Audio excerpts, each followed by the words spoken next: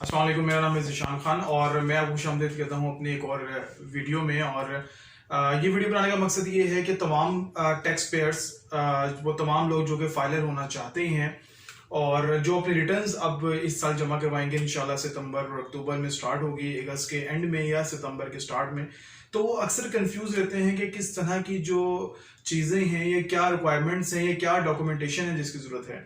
तो मैंने सोचा ये एक वीडियो बना दी जाए जिसमें वो तमाम जनरल रिक्वायरमेंट्स आप लोगों के साथ डिस्कस कर ली जाए। ये requirements case to case vary कर सकती हैं, डिपेंड करता है क्लाइंट का पोर्टफोलियो क्या है, पर्सन का पोर्टफोलियो क्या है, लेकिन कुछ जनरल चीजें हैं जो कि मैं आपके साथ शेयर करने लगा हूं। अगर सबसे पहले मैं बात करूं तो वो है आपका टोटल जो सैलरी सर्टिफिकेट। अगर आप सैलरी पर्सन हैं तो आपके जो एम्प्लॉयर हैं वो आप उनसे ले सकते हैं अपना सैलरी सर्टिफिकेट सेक्शन 149 के तहत। जो टैक्स विदहोल्डिंग टैक्स जो डिडक्ट हुआ है आपकी सैलरी पर, आप वो उनसे सर्टिफिकेट ले सकते हैं। फाइनेंशियल ईयर जो है वो स्टार्ट होता है 1 जुलाई से और 30 जून पे एंड होता है। तो आपने इस फाइनेंशियल ईयर का अपना जो टैक्स सर्टिफिकेट है सैलरी का, एक ये लेना है। पहली रिक्वायरमेंट जो मेन चीज है वो ये है। और अगर आप कोई बिजनेस पर्सन है, आपका कोई बिजनेस चल रहा है, तो फिर आपने अपने लाजमी कोई ना कोई अकाउंट्स तो बनाए होंगे कि कितनी इनकम आपने अर्न की है इस फाइनेंशियल ईयर में। सैलरी पर्सन हो या बिजनेस पर्सन हो, फाइनेंशियल ईयर यही रहेगा। 1 जुलाई से स्टार्ट होगा, 30 जून पे एंड होगा। अगर आप एम्प्लॉई हैं तो आप अपनी कंपनी से टैक्स सर्टिफिकेट ले सकते हैं। और अगर आप बिजनेस पर्सन हैं तो फिर आपने कोई ना कोई अपने अकाउंट्स बनाए होंगे, आपके बैंक अकाउंट में डिटेल्स आ रही होंगी, इनकम आ रही होगी, आप अपनी स्टेटमेंट जो है वो निकलवा सकते हैं। तो मेन चीज ये है जिसमें आपने अपनी इनकम की डिटेल बतानी है। अगर आपकी फॉरेन एमिटेंस आ रही है तो फिर आप अपने बैंक स्टेटमेंट से देख सकते हैं कि फॉरेन एमिटेंस आपको कितनी आई है और वो बैंक स्टेटमेंट आपने निकलवानी है। किस पीरियड की निकलवानी है? पीरियड आपका यही रहेगा फाइनेंशियल ईयर 1 जुलाई से लेकर 30 जून। और अगर मैं अब नेक्स्ट रिटर्न की बात करूं जो कि इंशाल्लाह अगस्त में जमा होनी है, सबमिट होनी है, तो आपने 1 जुलाई 2020 से स्टार्ट होना है और 30 जून 2021 तक जो है आपने वो अपनी टैक्स सर्टिफिकेट भी और अपनी बैंक स्टेटमेंट भी वो आपने निकलवानी है। इसके अलावा आपके कोई भी जो एसेट्स हैं जो सेल आपने किए या आपने परचेज किए इसी फाइनेंशियल पीरियड के अंदर, आपने वो तमाम एसेट्स की डिटेल लेनी है। अगर आपने कोई एसेट सेल किया है तो कितने का किया है, कब खरीदा था, ये सारी डिटेल्स आपने बनानी है। और अगर आपने परचेज किया था तो कितने का परचेज किया है और कब आपने परचेज किया है, किस महीने में, ठीक है, वो आपने लेनी है। इसके अलावा अगर आपने कोई लोन लिया हुआ है अपने फ्रेंड से, फैमिली से या कंपनी से, अगर जहां पे आप जॉब कर रहे हैं, तो फिर आपने उस लोन का आउटस्टैंडिंग बैलेंस जो है वो बताना है। और आउटस्टैंडिंग बैलेंस आपने बताना है 30 जून 2021 पे कितना था, ठीक है। जितने आउटस्टैंडिंग का मतलब होता है कितना अभी लायबिलिटी आपकी मौजूद है, कितना लोन अभी पे करना बाकी है, ठीक है, ये आपने बताना है। इसके अलावा अगर आपने इन्वेस्टमेंट की हुई है कहीं पे नेशनल सेविंग्स में या कोई शेयर्स आपने परचेज किए में, तो उस शेयर्स पे या उस इन्वेस्टमेंट पे कितना आपको प्रॉफिट मिला या डिविडेंड मिला, वो आपने डिटेल्स लेनी है। अगर आप नेशनल सेविंग में आपने इन्वेस्टमेंट की हुई है तो नेशनल सेविंग से आप प्रॉफिट सर्टिफिकेट या टैक्स सर्टिफिकेट आप निकलवा लें इसी पीरियड का। और अगर आपने डिविडेंड वाला शेयर्स लिए हैं, आपको डिविडेंड मिल रहा है, तो फिर जहां से आपने शेयर परचेज किए अपने ब्रोकर से ले सकते हैं, आप अपने स्टॉक एक्सचेंज से ले सकते हैं या किसी एजेंट से ले सकते हैं जिससे आपने इन्वेस्टमेंट परचेज की हुई है शेयर्स की। तो ये आपने डिविडेंड वाला के हिसाब से आपने लेना है। उसके अंदर सारा टैक्स भी आ रहा होगा, कितना टैक्स डिडक्ट हुआ है, और अगर आपने नेशनल सेविंग में कितना प्रॉफिट आपको मिला उसके ऊपर टैक्स कितना डिडक्ट हुआ है, वो सारा आपको सर्टिफिकेट पे आ रहा होगा। ये सारी आपने हार्ड कॉपी में रखनी है। अच्छा, कुछ लोग होते हैं उनको इनहेरिटेंस मिलती है, विरासत मिलती है। वो इनहेरिटेंस आपको कब मिली, कितनी मिली, उसका आपने हिसाब रखना है, ठीक है। और अगर आपको कोई प्रॉपर्टी मिली है तो वो विरासती इंतकाल होता है, वो आपके पास लेटर होना चाहिए। सेकंड, कुछ लोगों को गिफ्ट मिलता है अपनी फादर की तरफ से, मदर की तरफ से और मदर की तरफ से, आपको जो है वो गिफ्ट मिलते हैं। तो गिफ्ट की शर्त ये है कि गिफ्ट आपने लेना है, एक तो आपके पास डीड होना चाहिए, गिफ्ट डीड होना चाहिए, और जिससे आप गिफ्ट ले रहे हैं उसकी रिटर्न के अंदर भी वो प्रॉपर्टी आती हो, शो होती हो, ठीक है, वो प्रॉपर्टी या वो चीजें शो होती हो। जब आपको गिफ्ट मिल जाएगा वहां से उनकी रिटर्न से रिमूव करके फिर हम आपकी रिटर्न के अंदर उसको जो है वो शो करेंगे। तो ये चीज है गिफ्ट की।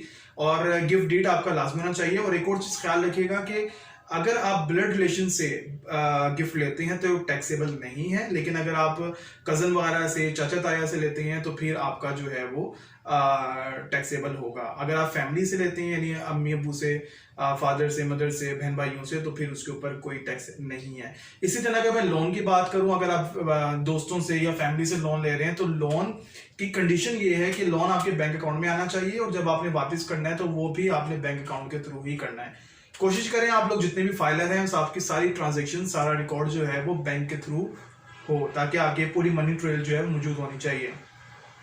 सेकंड ये है कि फॉरेन रेमिटेंस आ रही है, बाहर से आपको पैसे आ रहे हैं, वो पाकिस्तान में टैक्सेबल नहीं है, लेकिन शर्त ये है कि जहाँ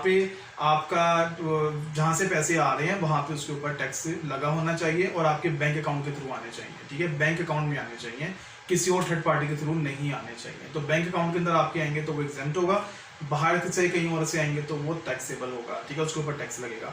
तो ये कुछ कंडीशंस हैं, कुछ रिक्वायरमेंट्स थी। और इसके अलावा वही चीज़ जो मैंने आपको पहले बताई, अपने एसेट्स की डिटेल रखें, गाड़ी कितने की खरीदी, बेची कितने की, प्लॉट का खरीदा और घर खरीदा, तो वो सारी डिटेल्स आपके पास होनी चाहिए। इसके अलावा जो एजुकेशनल एक्सपेंस आप कर रहे हैं अपने बच्चों के हवाले से, उनके बिल्स वगैरह आपके पास होने चाहिए, क्योंकि अक्सर इंस्टीट्यूट जो हैं वो विथहोल्डिंग टैक्स डिडक्ट करते हैं 5% के हिसाब से, तो वो आपके पास होने चाहिए, तो एडजस्टेबल होता है, तो वो आपके लिए ही बेनिफिट हो जाएगा। इसके अलावा मेन इंपॉर्टेंट चीज़, हम सबके पास मोबाइल फोन्स हैं। मोबाइल फोन के ऊपर जब आपको पता, जब आप बैलेंस डलवाते हैं तो उसके ऊपर भी टैक्स डिडक्ट होता है, तो वो बैलेंस जो है उसका भी टैक्स सर्टिफिकेट आप हेल्पलाइन से ले सकते हैं और उसका टैक्स भी एडजस्टेबल है, वो भी आप अपनी रिटर्न में एडजस्ट कर सकते हैं, तो आपके लिए एक फायदेमंद चीज़ है। इसके अलावा अभी अमेंडमेंट जो आई है बजट के अंदर कि विदहोल्डिंग टैक्स नहीं कटेगा कैश विड्रॉल पे और बैंकिंग ट्रांजैक्शंस पे, ये तो अगले साल के लिए है, लेकिन अभी हमने जो रिटर्न्स फाइल करनी है वो पिछले साल के मुताबिक करनी है, जो पिछले साल का बजट आया था। तो उसमें अगर आपके कोई विदहोल्डिंग टैक्स डिडक्ट हुए हैं तो वो आपके बैंक स्टेटमेंट में आ रहे होंगे। आप अपने जो भी आपके कंसल्टेंट होंगे जिनसे आप टैक्स का काम करवाएंगे, उनसे आपने उनको अपने बैंक स्टेटमेंट देनी है, ताकि वो सारे वहाँ से विदहोल्डिंग टैक्स कैलकुलेट करें और उसको वहाँ पे आपके रिटर्न में शो करें।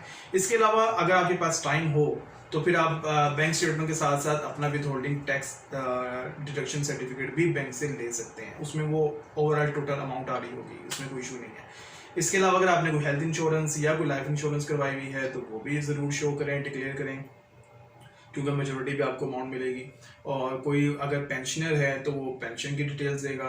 तो ये कुछ जनरल रिक्वायरमेंट्स हैं। इसके अलावा हार्ड कॉपी में जो रिक्वायरमेंट्स होंगी या पूरी लिस्ट होगी वो आपको इस वीडियो के डिस्क्रिप्शन में मिल जाएगी, आप वहाँ से रिक्वायरमेंट्स देख सकते हैं। ये ज़रूरी नहीं है कि तमाम जो रिक्वायरमेंट्स हैं वो एक ही पर्सन पे लागू हों, ये केस टू केस वेरी करता है। लेकिन एक चीज मैं आपसे जरूर कहूंगा कि कोई भी चीज हाइड करने की जरूरत नहीं है। वेल्थ के ऊपर टैक्स नहीं है, आपकी इनकम के ऊपर टैक्स पड़ता है और इनकम के ऊपर भी चंद एक इनकम है जिनके ऊपर टैक्स पड़ता है, इसलिए आपने परेशान नहीं होना और रिटर्न्स फाइल करें अपनी, ताकि आप पाकिस्तान का जो है एक अच्छा रोशन मुस्तकबिल जो है वो कायम हो और साथ साथ आपका एक कौमी जो फरीजा है वो भी पूरा हो। डरने की जरूरत नहीं है। रिटर्न्स फाइल करने का मकसद ये नहीं होता कि आप टैक्स पे करेंगे। रिटर्न्स जो अक्सर जो सैलरीड पर्सन उनका टैक्स तो वैसे डिडक्ट हो रहा होता है सैलरी के ऊपर, कंपनी उसकी काट रही होती है टैक्स वगैरह, तो आपने बस रिटर्न फाइल करनी है, शो करनी है आपकी इनकम कितनी है और आपकी वेल्थ कितनी है। तो कंफ्यूज होने की कोई जरूरत नहीं है, परेशान होने की जरूरत नहीं है। आप अपनी रिटर्न्स फाइल करें, अपनी तमाम चीज़ उसमें शो करें। वेल्थ के ऊपर टैक्स नहीं है, इनकम के ऊपर टैक्स पड़ता है जो अक्सर लोग पहले से ही पे कर चुके होते हैं, और अक्सर टैक्स जो पेएबल निकल भी आता है वो भी एडजस्ट हो जाता है आपके फोन के बिलों के साथ, और इसके अलावा जो भी आपके बैंक की ट्रांजैक्शंस हुई होती हैं उसके साथ एडवांस टैक्स आपका डिटेक्ट हो चुका होता है। और एक और बड़ी इंपॉर्टेंट चीज, अगर आपके नाम पे पीटीसीएल लगा हुआ है तो पीटीसीएल का जो बिल है वो भी आपने लेना है। उसके ऊपर तकरीबन साल का 3-4 हज़ार रुपए टैक्स बन जाता है अगर आपके नाम पे है, तो वो भी एडजस्टेबल होता है, वो भी आप अपनी रिटर्न में शो कर सकते हैं। तो ये कुछ जनरल रिक्वायरमेंट्स थी, कुछ जनरल बातें थी जो कि मैंने आपके साथ शेयर की रिटर्न्स के हवाले से, और उम्मीद करता हूँ कि इस वीडियो से जो है वो आपको, या जो बिगिनर्स हैं जो टैक्स रिटर्न्स फाइल करना चाहते हैं लेकिन उनको कंफ्यूजन रहती है क्या क्या चीज़ें चाहिए, उनके लिए बहुत फायदेमंद रहेगी ये वीडियो। और इसके अलावा अगर कोई क्वेश्चन हो, आपने कोई चीज़ पूछनी हो, आपको रिटर्न्स के हवाले से कोई मसला हो, कोई प्रॉब्लम हो, आप कमेंट कर सकते हैं। और जो रिक्वायरमेंट्स हैं इसकी जो डिटेल्स है, इसकी जो लिस्ट है पूरी, वो आपको डिस्क्रिप्शन में भी मिल जाएगी। ज़िशान खान को दीजिए इजाज़त। नेक्स्ट आने वाली वीडियो के लिए सब्सक्राइब करना मत भूलिएगा। अल्लाह हाफिज़।